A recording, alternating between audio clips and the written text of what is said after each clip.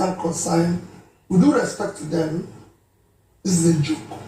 We are driving this vehicle to anarchy. Okay. And we must fix the vehicle, get the competent driver, careful, competent driver that will focus on our destination.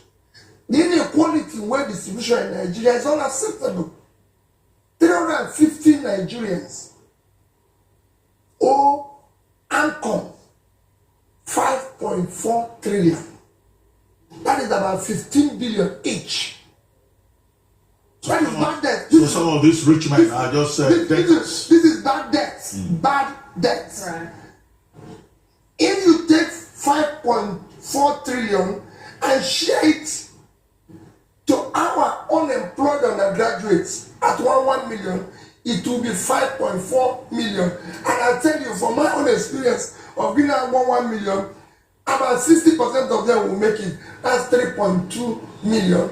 And they will equally create a job of an additional 3. You have 10 million people employed.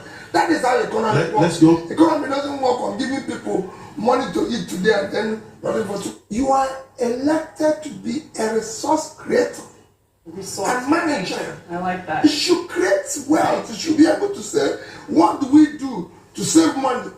I didn't print money to save the money I told you I saved. Yeah. I didn't need to borrow money. Yeah, we have people who say they achieved something when they borrowed a fortune. Yeah. And put the state in a difficulty as they were living and are being celebrated. What is the problem of the country today? We are so divided as a nation along tribal, ethnic, religious lines. Who will unite us? Because we are no longer a nation. There's a reason why there's rule of law. No system can function if not for the rule of law. Otherwise, we have a state of nature. The main reason for creation of nations and states is that we move from the law of nature to where there's rules and regulation. So obeying that is fundamental. And I don't think it actually affects the issue of security by obeying the rule of law. Of course, we have a constitution, we have laws guiding us and everything. And those who interpret that decides that this is the way to go. We should obey that. Every citizen of a country, irrespective of your position, should obey the law. That is the fundamental and core yardstick for existence of any nation. The security is worse today than it was before he came into office. The economy, for me, I said it before, is on a life support because of the amount of debt. That is unacceptable. And using about 50% of our resources, of our revenue, to service debts. And where we cannot say this debt was used for this, for me, it's critical. Our level of poverty has worsened. Most kids are out of school, unemployment have increased, and it's worsening by the day. Of course, you told that for every minute 6 Nigerians going to debt instead of coming out of it. So the situation is getting worse all over. So the economy, and that is for me, that's my take, issue of the economy. How do we deal with the economy? Because we have our young people in their productive age doing nothing. If they get to retirement age without anything to fall back on, we'll face a serious problem. If you look at what is happening today in Nigeria, at all levels of government, maybe in 1 or 2 or 3 states, there's no governance. Those who do well in the past and yesterday will miss tomorrow. The reason why they will miss tomorrow is that you use all the time you used to focus on tomorrow and the energy to focus on tomorrow in dealing with yesterday. Yesterday is gone. Even if what they're saying in quote is at any contest, we hired you for a particular reason. It's like me, you have a company. Ruben, I've been involved in a company. The company is going down, it's losing profit.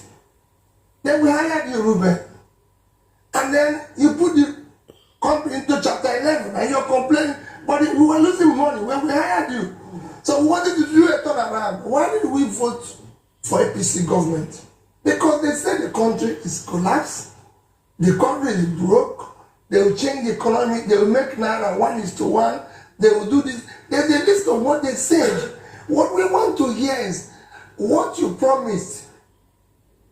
Where are we? Ruben, I've been in government. I've been chairman and director of so many quoted companies, and also I've been a governor. When I went into office, I promised the people something. And for me, it does not matter. That was why even when I see people arguing and angling about National Assembly, I was worried. When I was a governor with 30 PDP member house, no single person in the House of Assembly was from my state. But that's not what I was hired to do. I wasn't hired to deal with the state assembly. Just like the present government of APC is not hired to deal with National Assembly. There was a promise to the nation. The country is broke. We'll make Naira 1:1. We're going to bring down the price of fuel. Nigeria will be more secure. This is what we hired you for. So we want to see effort in that direction. Even if we are not getting 100% result, we want to see 100% effort. And it's not in that direction.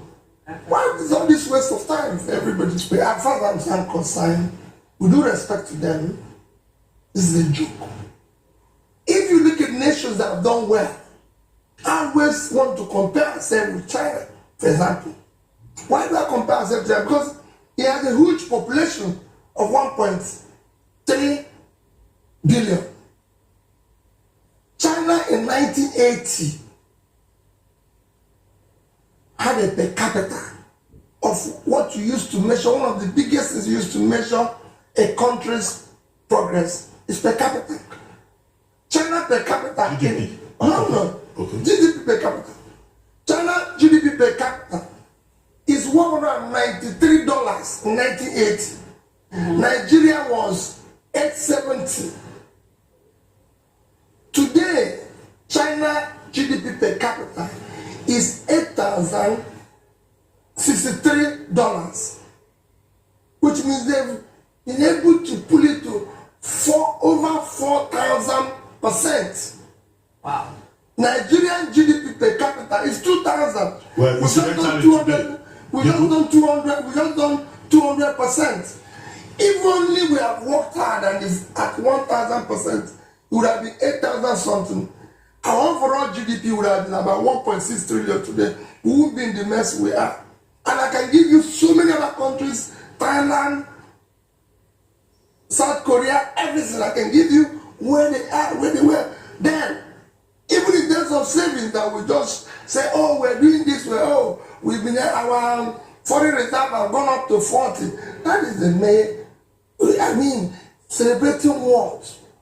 When China, in December 1980, their reserve is $10 billion. Ours was $10.5 billion. Today they are 3 trillion. We're celebrating 40.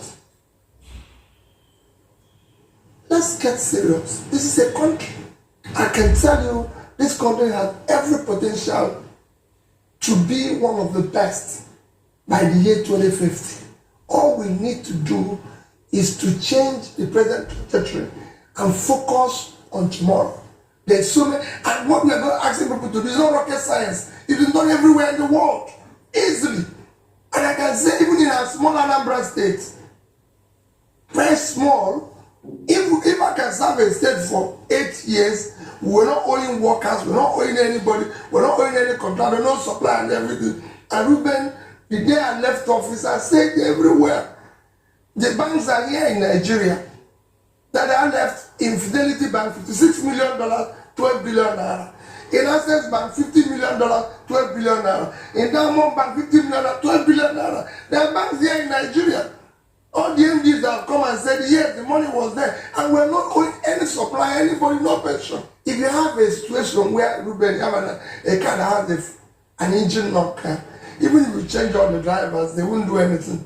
We need to fix have people who have capacity, who understand where we need to take this nation to. I believe this man can face things in Nigeria because he knows what he's talking about. We don't need 100%. We just need 50, 60%. It's okay.